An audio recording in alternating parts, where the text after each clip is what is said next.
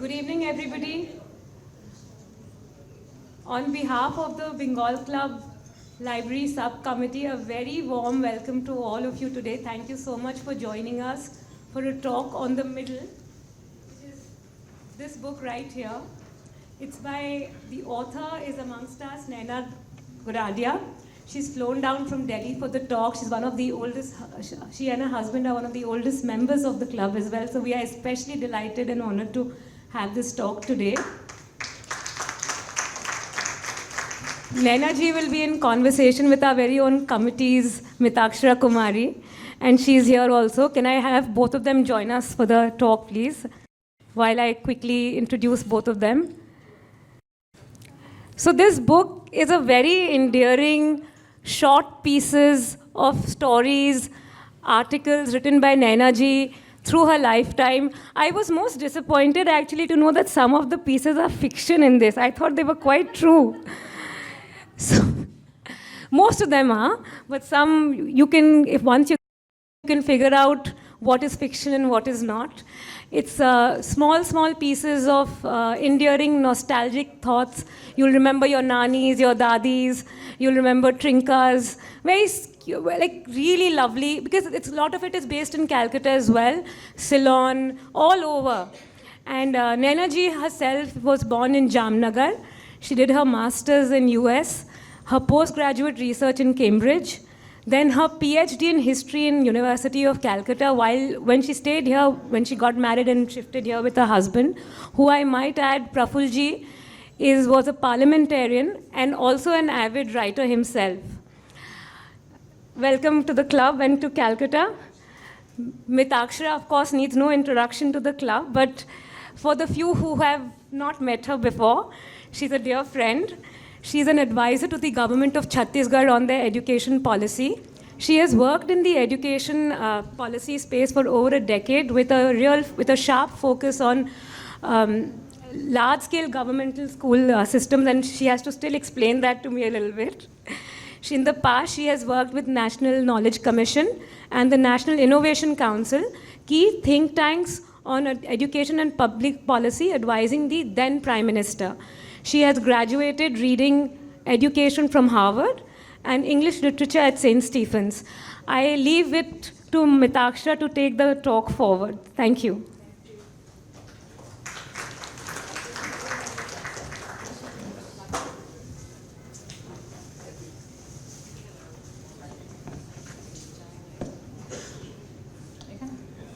Just a few quick housekeeping requests. Can we please have your phone on silent? And this book here has a few photographs which will be just playing on the slides as they keep talking in no particular order. We'll hopefully we'll try and allude to some of them at some point in the talk. Thanks.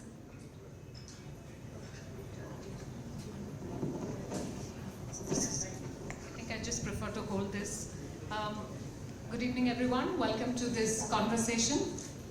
Welcome, Nayana ji. Thank you for being with us today. We're talking about her book, as Nandini mentioned. It's called The Middle, A Story of Love, Life, and Laughter. And what is interesting to me here, even before we begin talking about the book, is the audience here is friends and contemporaries and colleagues of Nayana ji. So it's a homecoming for her. Welcome, Nayana ji. Thank you so much. So let me begin by asking you, as Nandini mentioned, this book is a compilation of articles and vignettes that appeared in different newspapers. And what is interesting to me is the time span. So they span from the 60s, early 60s, mid 60s, to all the way up to early 2000s. Well, I would say more 80s, beginning of 80s. I saw a 2005 piece as well. Yes. Okay. So, Nayana ji, I think they cannot hear you very well. So maybe it would help to also just speak into it. Yeah. Yeah, it's really sort of ended for me in 2000, in 1980s when I got into serious research, and my supervisor, Professor Hiren Chakrabarti, who was head of Presidency Department, College here, History Department, when I went to seek his advice about doing a PhD, he was so horrified that who is this Gujarati middle-aged company wife, company wife is a special this thing, who come and go, who never take their work seriously, come and go and just, just make, want a big talk, but really never get down to it. So he made me read so many books before I really got hooked onto the subject. And then he wanted me to do away with these middles. He said that this is frippery, this is not. If you want to do research, you have to do serious writing. You cannot make up stories. So it stopped by then. And then long after I finished my PhD, I went back, but it was difficult to go back to writing this, after that. Right. So talk us through what inspired you to put this together at this time in the way that you have, and what is there a thread that runs through it common, or what is the motivation for writing this, and why is it called The Middle? Okay. That's a long story. Actually, it was witness to that, and a lot of other people also here. And these are short, catchy pieces. I think one of the main reasons was probably seeing your name in print, that was very exciting. And it was of anything, everything, you could just write, and it appeared in the middle pages of national dailies, and except for the Statesman, where it appeared on the right-hand page, but otherwise in the Times of India and the other major dailies, it was always on the middle page, and that is why the name Middle stuck. And then when I sort of, though I'd done much more serious writing after that, when I came to putting it together for this book, I went back to that old name, The Middle, and I thought it would give my book some sort of enigma it otherwise lacked, and people would wonder what it's all about. So we stuck to the name Middle. And it was my husband who persuaded me to collect these articles, because they were scattered all over the house, all over, so many years, and getting them back together. And most of them I was able to find the date which they were published, but some of them I couldn't. So I just collected them, and that took quite a lot of time, and putting them together. And luckily for me, COVID helped that way, being in the house. So it took me almost a year putting them together, and then I never meant it to be autobiographical. A lot of people have asked me whether it is autobiographical. It is not. It is only when I was putting them together, and my designer, actually, the lady who put this together, she, began to see a trend that you could sort of, lead it to some extent. And so we started doing that.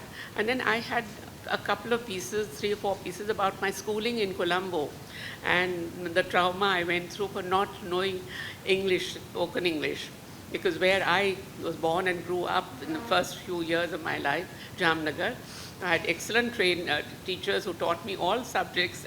Imagine at the age of 5, you had 3 tutors who came to the house.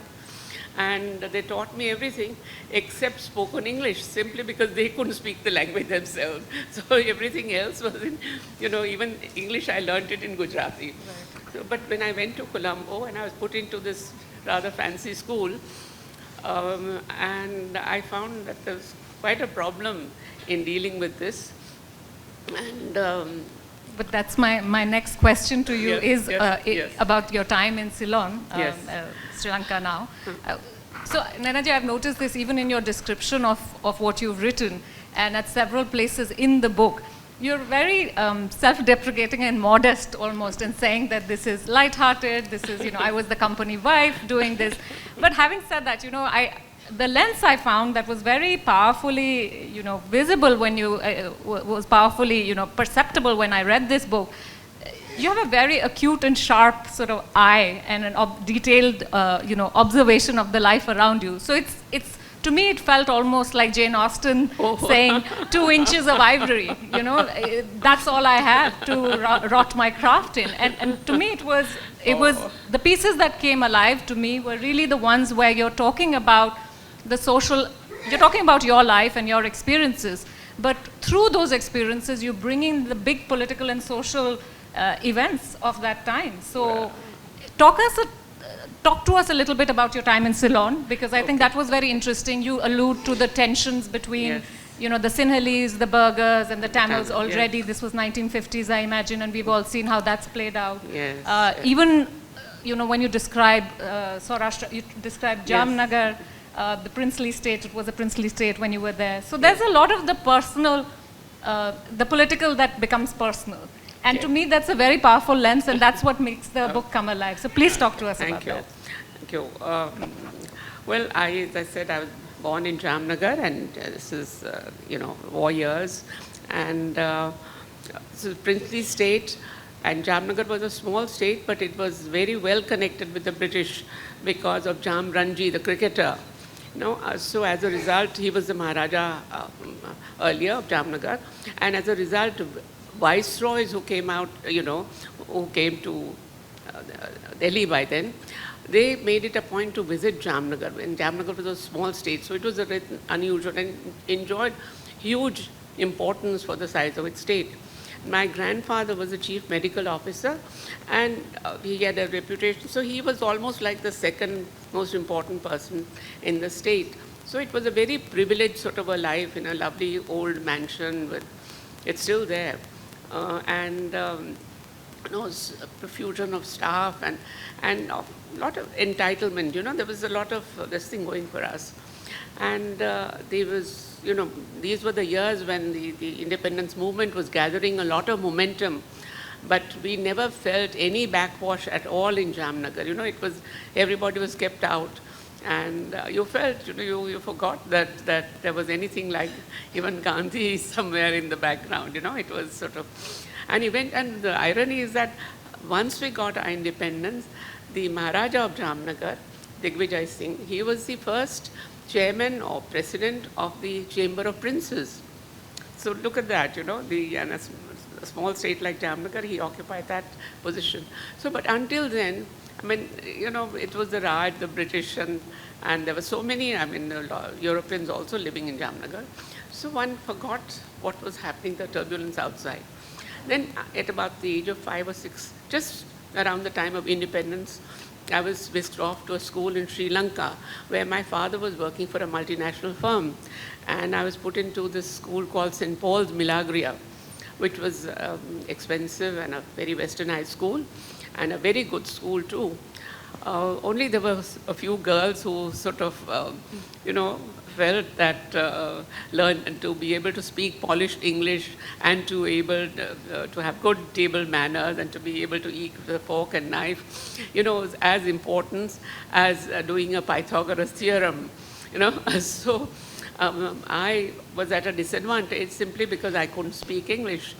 And then, but nevertheless, because I was the tutors at Jamnagar had trained me well, so I'd sort of got myself quite double promoted, you know.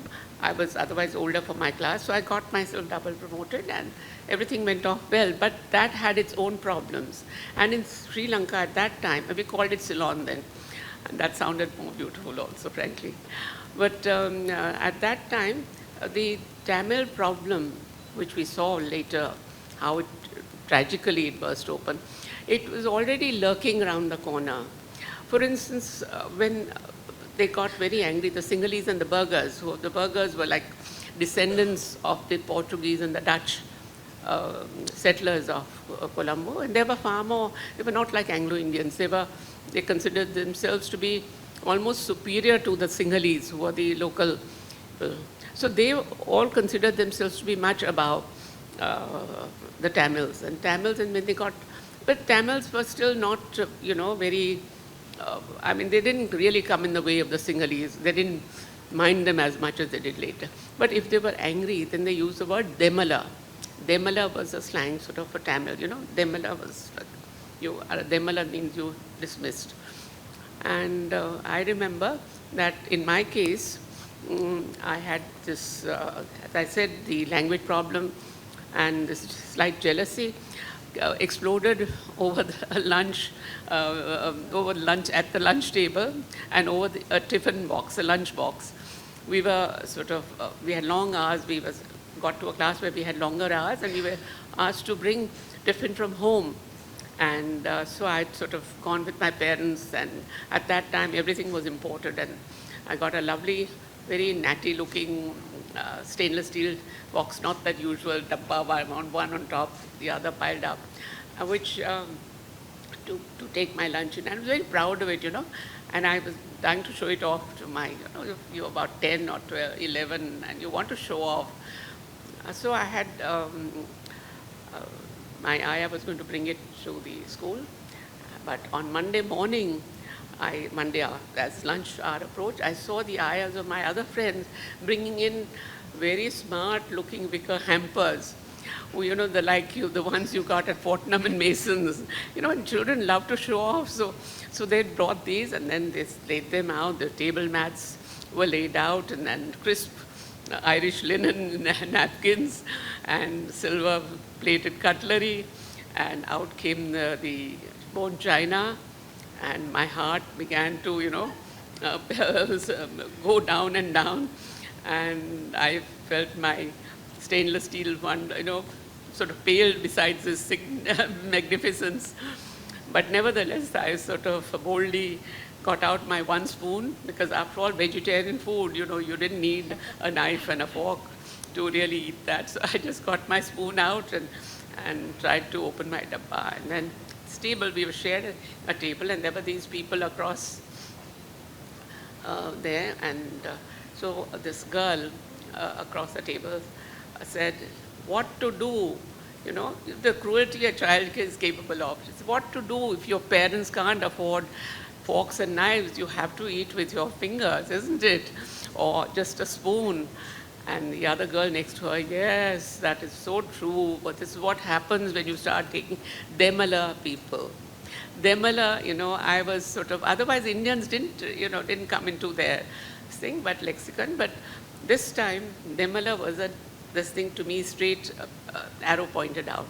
And I felt, you know, a sinking feeling inside.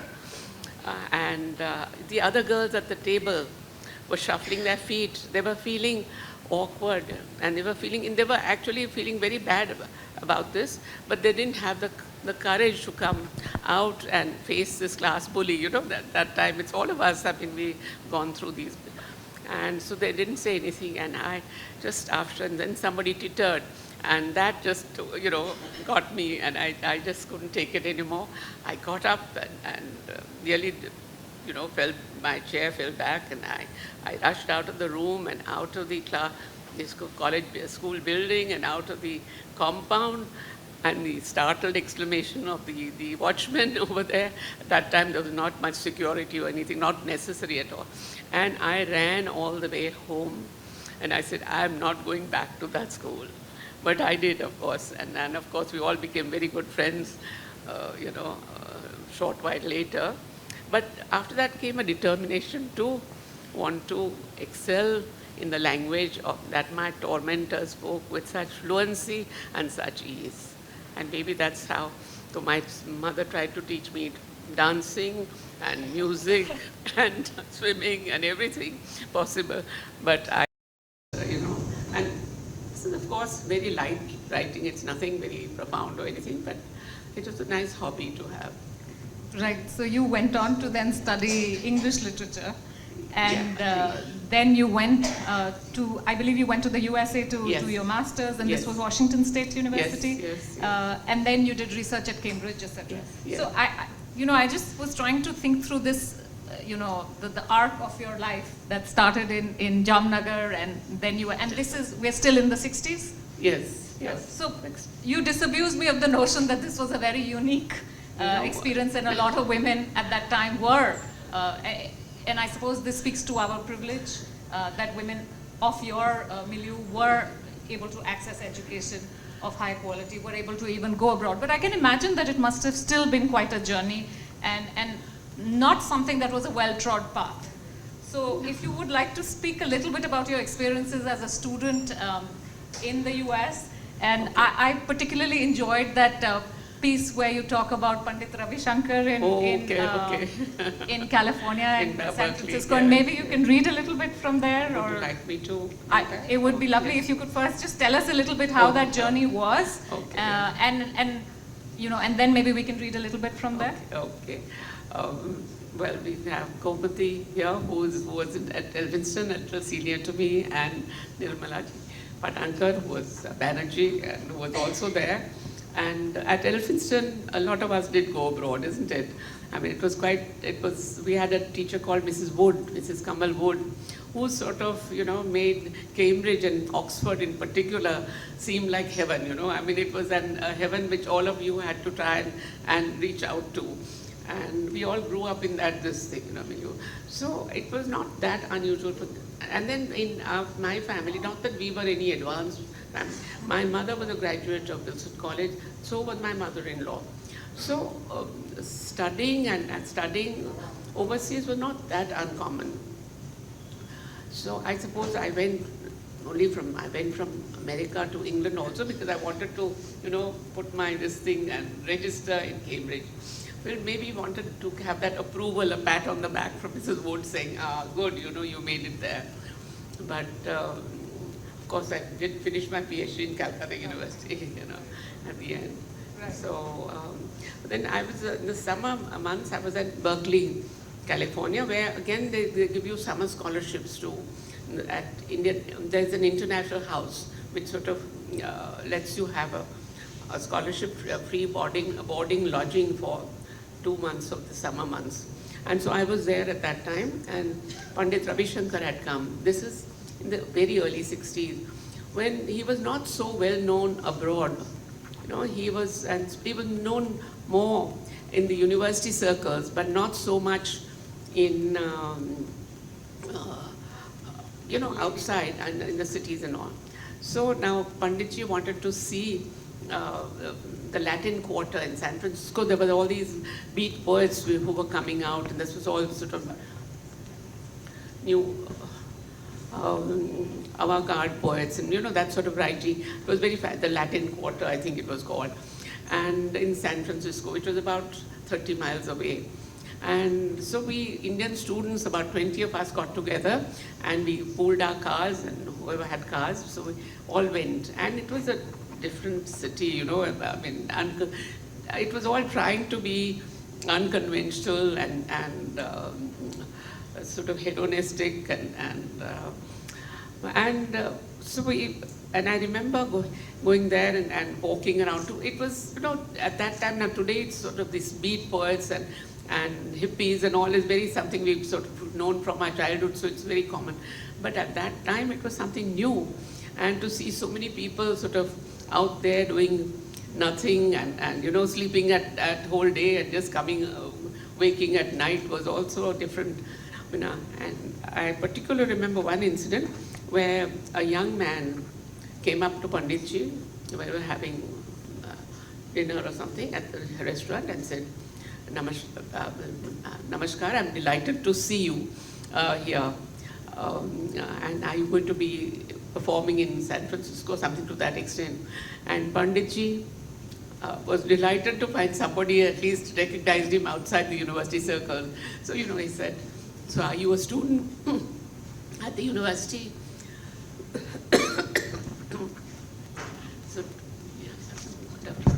So to this, he said a very uncompromising no. And then Panditji said, are you then working here or something like that? And again it was, okay, you want me to read? Okay, one. The writing is just very, very... Okay.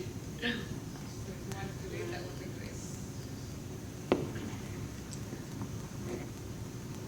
We lingered over our coffee, a little reluctant to return to the chill pragmatism outside, when a young man from a nearby table detached himself from his friends and, folding his hands together in a quaint little namaskar, said, I'm delighted to meet you, Pandit Ravi Shankar.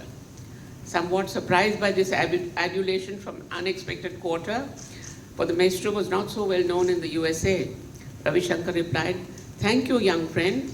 Are you a student of music? No, came the short reply. Perhaps you're studying at the university in Berkeley then? No, again the uncompromising answer. What then? Exclaimed Ravi Shankar, considerably perplexed. Initially, the inquiry had been only a form of conventional Indian courtesy. The KG replied at aroused curiosity. What are you, young man? I mean, what do you do? Do? cried the beat in great horror. Drawing himself up to his full height, he said, the scornful patronage, I am, sir, a human being. I don't need to do anything.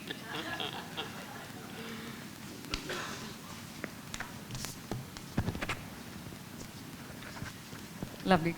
So I think that's my next question as well, that you use humor in a very particular way. Anything, Nayana? Yes, no, please, Maina Bhagat. Okay. So I noticed that you use humor in a very particular way throughout. It's sharp, dry wit. And I feel sometimes, you know, I was forced to sort of, especially when you talk about gender roles, whenever you're talking about, you know, there are pieces there which, the captive husband, and there's one about the errant knight, and where you talk about gender relations between men and women, and you always call yourself, I'm the unemancipated wife, and how somebody or the other was trying to sort of, are those pieces fictional, or is there some, and what is your, I thought, I couldn't help but think that there was a little bit tongue-in-cheek, what your view is on that, and you know, do you use humor as a way, is it what was allowed to you as a woman to express yourself? Was humor a sort of shield you used? No, actually, I could express myself. I don't think there was really a problem, but I knew I could, you know, I could sort of break a wall in my house. I wouldn't have had a problem. You know, do a lot of things which, but if I accepted an invitation to dinner to people he did not want to go, my husband, then there was, you know, hell to pay. That was sort of, you know, this boundary line. I think Priti will probably, you know, remember and might be able to tell you more about what husbands were at that time. And but otherwise, I don't think there was really too much problem about doing things. But you had to know, you know, it was like he was first among equals, whatever said and done, you know. Yeah. Right. Right. So this brings us to Calcutta in the 1960s, and I see that this audience is you know, full of your friends and your colleagues from that time. You describe this as a glorious, decadent, anachronistic city. Yes. So tell us a little bit about your experience then and how you would, you know, contrast it to now. I changed the decadent to chaotic. Okay. I saw 2-3 descriptions, but anachronistic was common. Yes. Glorious it is. Yes. So talk to us a little bit about that time. Yeah. Well, I came as a bride in mid-60s to Calcutta and immediately fell in love with this city.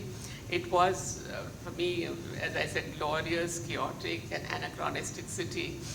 I'll come back to anachronistic, but you know, there was this sort of the twilight of the empire. Almost 20 years since the British had gone, but still that twilight loomed large over the city. Especially if your husband worked in a company with a British label, you know, a sort of buff of the Raj came whisked in and out of your life. So that was a part of the thing. And after the bright, brisk, neon-lit opulence of Bombay, I found Calcutta to be hauntingly beautiful, and it was a very welcome change. Our first home was the top floor of a Zamindar's Haveli in Elgin Road, and it had wide windswept verandas with lovely chessboard flooring of black and white marble, and an air of sort of somewhat fading splendor, which reminded me of Satyajit Ray. And of course, downstairs, the Zamindar lived in rooms, you know, for courtly entertainment with chandeliers and Ming vases and all the rest of it. And what amazed me at that time was the huge profusion of staff that he had, whom I could sit, you know, from our upstairs veranda, you could see them. And they had an amazing capacity for idleness. They did very little. And this was something, you know, coming from Bombay, where people found it difficult to get even one person to work for them. And here was this whole lot of them, and they seemed to have a good life. And there was nobody, even any complaints in the house, ran very well, and it was a lovely thing. So, Any anecdotes from that time that you'd like to share? Anything that you would reminisce, like to reminisce with your friends with? Because many of your pieces are from this period. yes, yeah. Which ones would you like me to talk about? The guest on hire Yes, was yes, particularly funny. Yes. And also there were these, a lot of British companies. Of course, they're still there on Clive Street and Dalhousie. These pillared sort of and very neoclassical, very large and very imposing type of buildings, because that was colonial policy to intimidate and to trivialize the outsider by the grandiloquence of the buildings.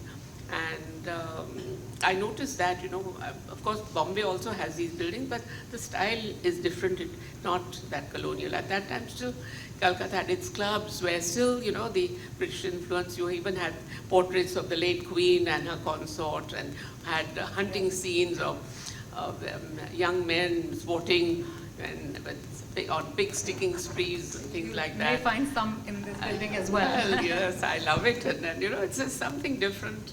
And we're happily, on our own, we're independent, we're free. But this is a part of our past, so let it be there, And then Calcutta, of course, had anachronistic, I would mean, because, see, there was the Victoria Memorial. I mean, it was something so different, unexpected. Suddenly, in the middle of the Maidan, you have this almost like St. Paul's Cathedral, that big dome, but unable to escape the Mughal touch in the four pillars all around, And then there was the embankment, like as in London, which was named the Strand as it is in London. And then you had the government house, which was again built on a model of Curzon's own home, 100 years before he came out as Viceroy. And the clubs were sort of, you could feel you were in Scotland, places like that. And there were at that time still a lot of white parasabs over here who were ruling at these companies. And the companies, of course, had English names predominantly on their brass plates emblazoned outside. Andrew Yule and Duncan Brothers and James Finlay and, so many of them. And even though some of them had been bought over by Indian families, but the names were retained. And there was, as I said, there were still some white Badasabs, so-called Badasabs, at that time, who were, who were sort of managing these monopoly companies, and they lived in beautiful mansions in Paliganj and Alipur, and okay, sorry, and it was. But the Saabs were quite imposing, but the Mem Saabs were even more imposing.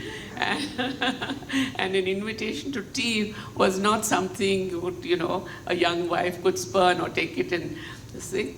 And it was a sort of an implicit hint about the future prospects of her husband in the company, and a hint to her to prepare herself for this role, to meet this role. And at 4 in the afternoon, the lavender-scented Mem Saab would come out, and fresh from an afternoon siesta, and preside over meticulously laid out tea, while there were the bearers scuttling in the shrubbery, bringing in fruit cake and wafer-thin sandwiches.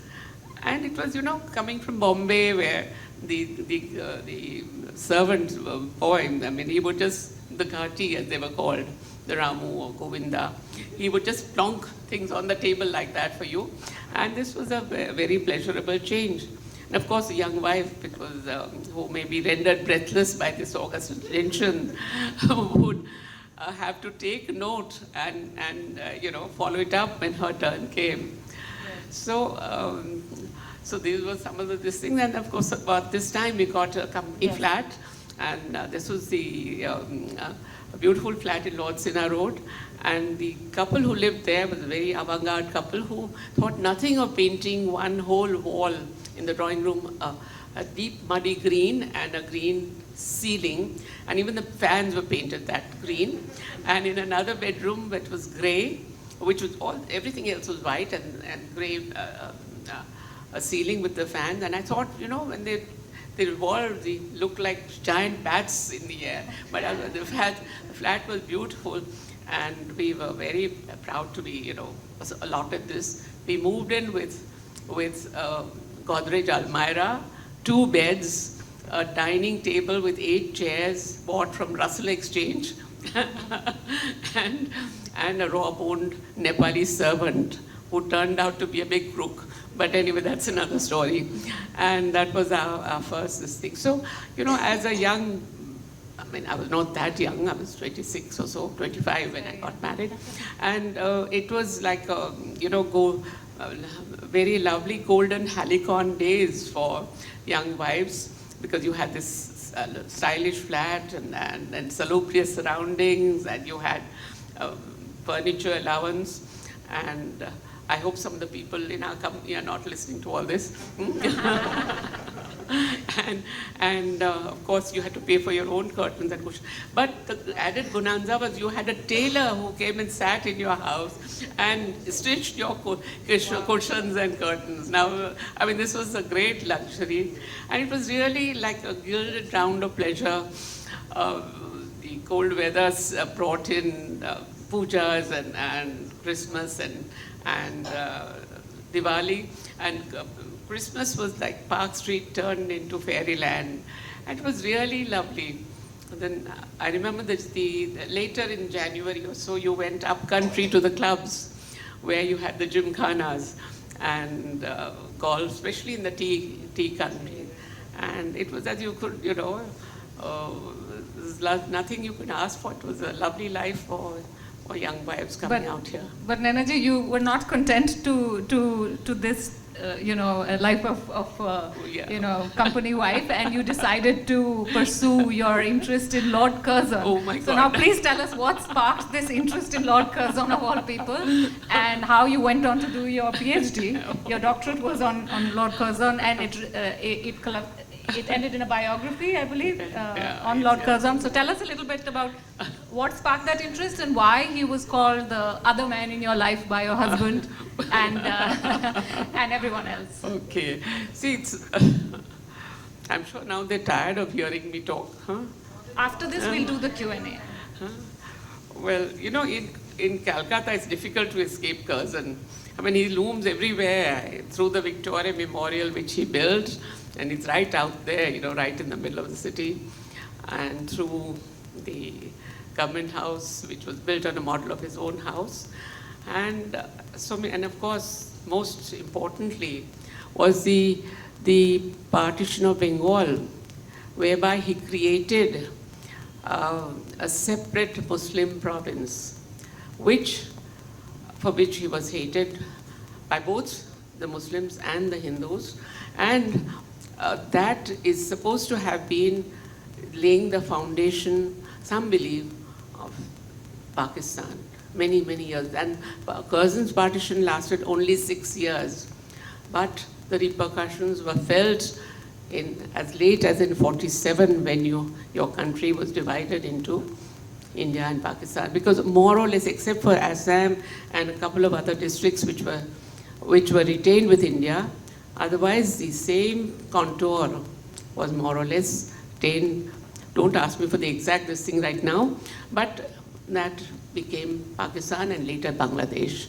So Curzon has been, held responsible. People think that it was he who, and this British policy of divide and rule, that label has sort of stuck to him, and in a way rightly so. But look at the irony. On one hand, he was trying to divide the country.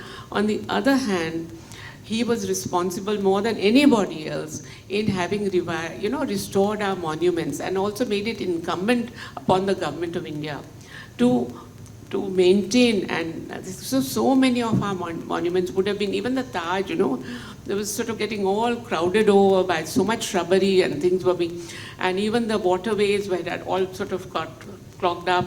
And imagine a viceroy having the time to chase the descendants of the Mistris who had laid out these fountains. He found the old maps, and he worked on them and had them revived, and he cleaned it up. And he spent something like £50,000 on just maintaining and repairing things in that area. Just imagine, which was a hell of a lot of money at that time. And so many other places that, he did his best to try and restore. So, and then by doing that, he was, by reviving our heritage, giving us a sense of identity in our past. So on one hand, look at the contradiction. One hand, he was trying to sort of make us aware of our past, and on the other hand, he was, trying to divide. So it's a very peculiar sort of, and very intriguing sort of life. So I got just interested, and then there was a time when I was getting a bit tired of writing these short articles, and it was Praful's idea, my husband's idea, that I should pursue Curzon. So to that extent, I was a good wife, obedient wife. So, and he said that has ingredients of high drama, high society. So I got interested, and it is a very interesting life, because here was this man, brilliant, handsome, very knowledgeable, and he was chosen by Victoria, who her own son-in-law wanted to be viceroy, and she rejected his claim and chose him to be the viceroy.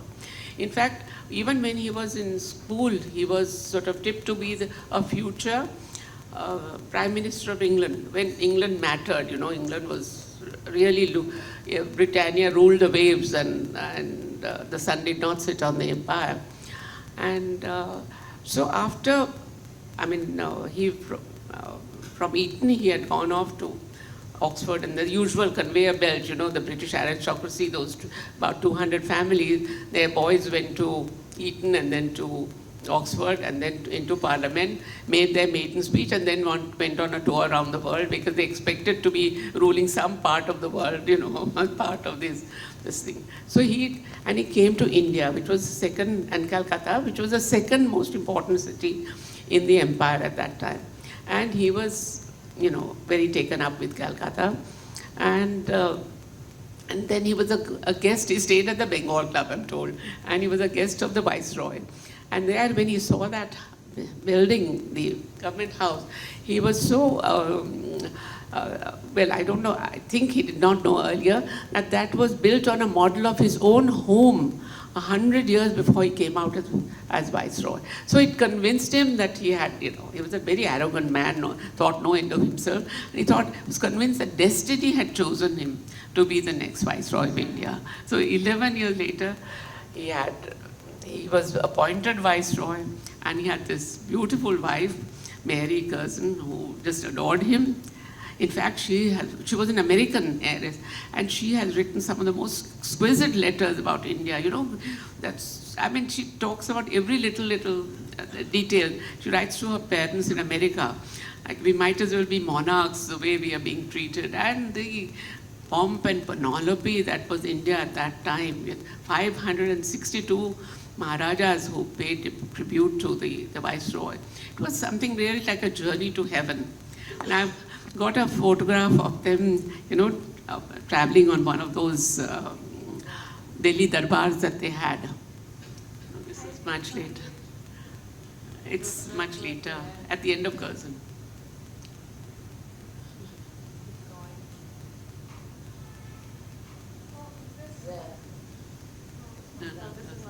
Much later. So that's, can you go back? He was very proud of this is his home. It's so much like, yeah, no, the other one, this is Government House.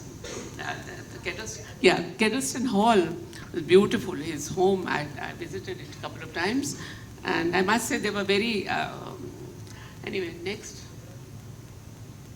This is beautiful. And this is the central hall at Kedleston. And it's got these 20 pillars of, he used to say, Government House also has a similar hall with 20 pillars, but they're made of plaster, mud and plaster. And he says, but my home, it's purest alabaster. He used to love to say that to people, and it really is fabulous, this hall. This also is home.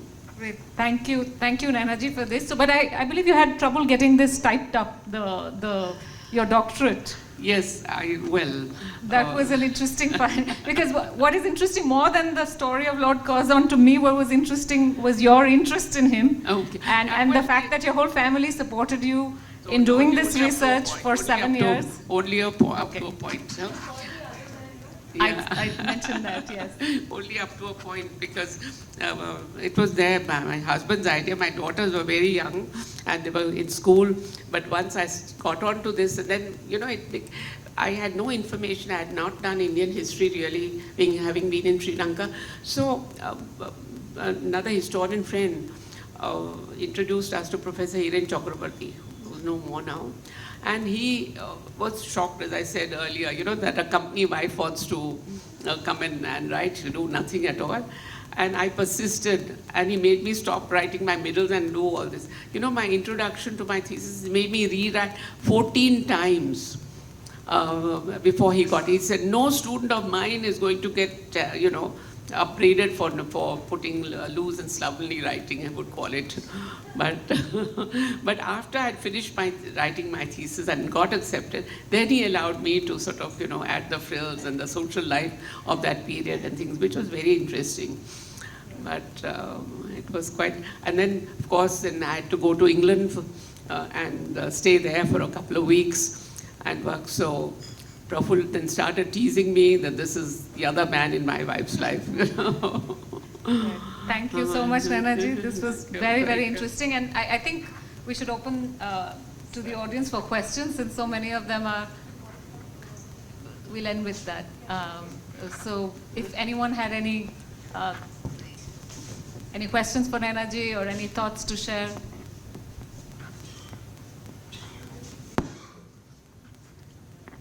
We have few books here, and if somebody asks a question, then only do they get the book. Oh my goodness. No, there's no buying, of course. We have a few copies here. So then you have to ask the question or make or say something.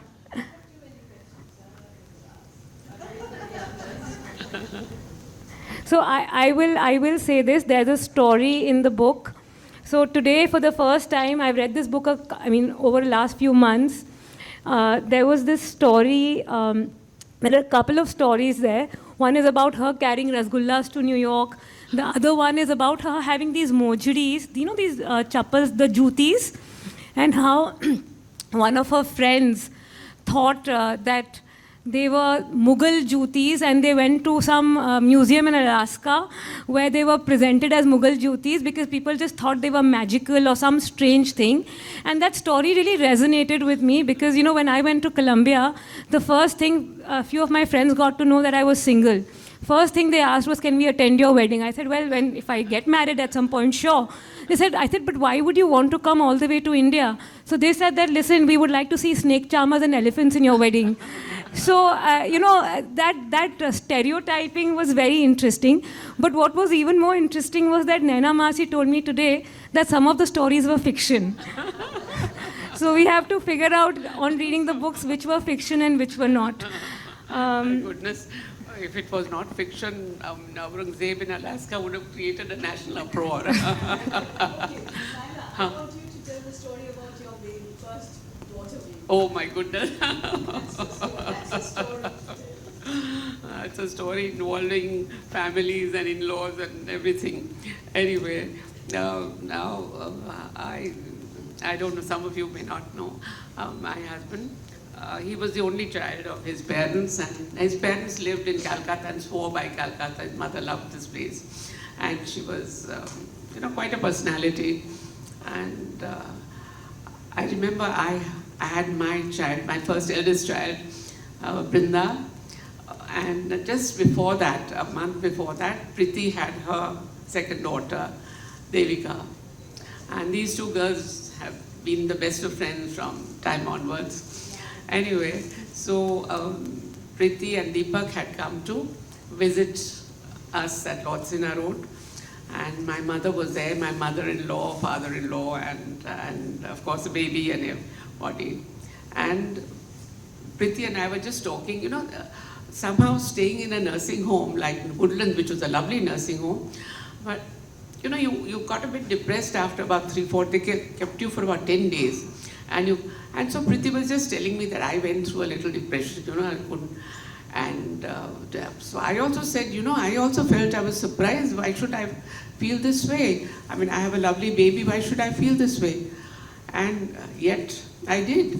And so we were just discussing this very lightly, and my mother-in-law's sharp ears, caught this on. So she was horrified. She said to my mother, and my mother, who happened to be there, Savitri Ben, did you get depressed when you had your children? So my mother said, no, I didn't. So then she said, but I never got depressed, but then I had Praful. So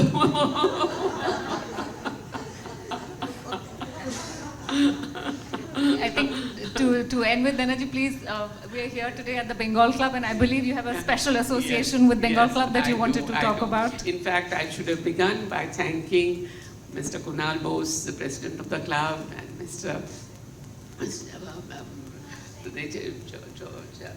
Chatterjee, Mrs. Shandeep Chatterjee, the head of the library, and Nandita and Mitakshara for sort of hosting this and inviting me. It's a great pleasure. Bengal Club has been like a second home for us ever since we left for Delhi 1982. And it's such a pleasure to see all of you here, because I still have a lot of friends in Calcutta. It makes me feel, this city is something, though I come from Bombay and now I live in Delhi, but Calcutta has something which is hauntingly sort of tugs at your heartstrings, and you are so happy to be here.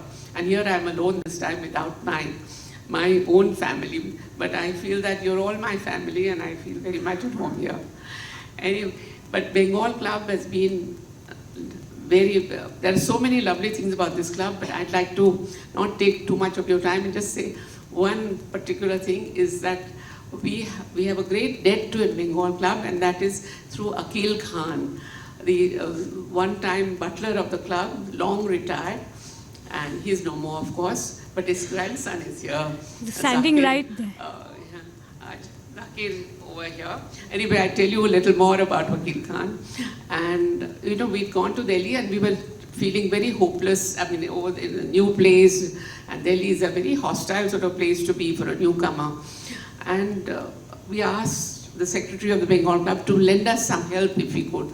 So he suggested Wakil Khan. Now we were a little sort of taken aback, because ours was a Gujarati vegetarian household, and how was Wakil, who was sort of known to have waited upon Pandit Nehru and even a visiting viceroy, he was so sophisticated. How was he going to fit into our home? But he did, and he fitted like a glove. He was there with us for 5 years. In fact, he died there, and really a wonderful man. Now, so he sort of anchored our place in Delhi society. He was so distinguished looking that people sort of felt that if you could have him work for you, you must be also not too bad. And I'll tell you one instance where we had called some very senior people to the house for dinner.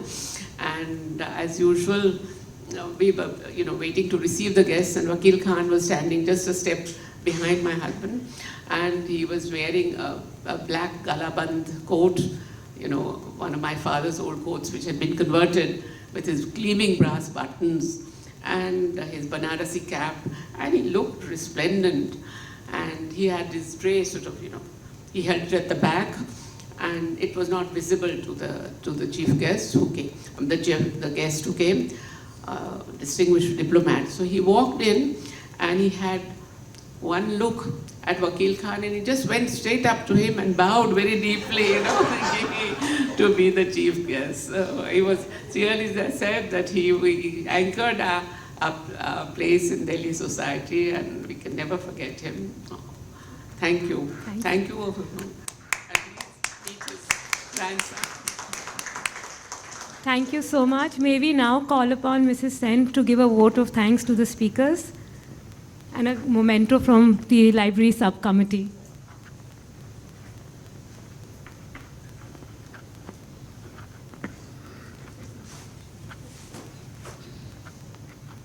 Good evening, ladies and gentlemen. It's been a pleasure giving vote of thanks to our esteemed guest, Nayana ji. It was very interesting session, and thank you so much for coming all the way from Delhi. And thank you, Mitakshara, for that engaging session. Thank you, everybody, for coming today and making this a success.